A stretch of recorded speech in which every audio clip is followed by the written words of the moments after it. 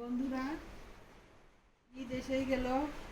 ঈদের জন্য ঘর দুয়ার সব উল্টা পুল্টা করে সাফ চিকুন করা হয়েছে।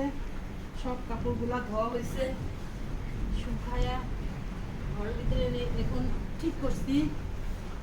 সোফাগুলো অনেক কাম কাজ বাকি আছে, তাই রাত্রের ভিতরে আজকে কাম কাজ করে শেষ দিব। অনেক কাম বাকি আছে। তারপরে কালকে আমার মানে রান্না করা মশলাগুলো ঠিক করতে হবে। এগুলা গুছিয়ে নেই, ভালো করে এগুলো কাম কাজ করে ঠিক করে শুয়ে থাকবো। এবার সেহেরি উঠতে হবে, ভাত রান্না করবো, আবার খাবো। একদম ফজরের নামাজ পড়ে একদম শুয়ে পড়বো। 10টায় উঠবো। আমি তো তাড়াতাড়ি উঠতে পারি না, মানে 10টায় উঠি আমি।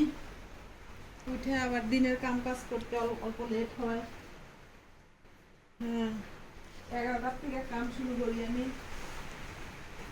কাজের মেয়ে ছিল একজন, কাজের মেয়ে সাথে এগুলা সব করে দিছে। এখন তো আমি একলা করতে পারি না। 3জন ধরছিলাম আজকে। ঘরে জ্বালা লাগছে, জ্বালা সাফ করছি। তারপরে সব কাপড় ধোয়া হয়েছে, বেডশিট এগুলা ঠিক করবো। তারপরে কালকে কিচেনের কাম করব।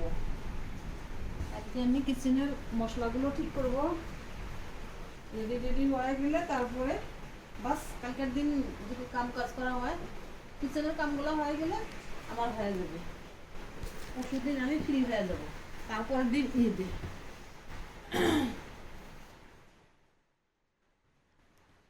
এখন এটা ঠিক হয়ে গেল। Bye bye.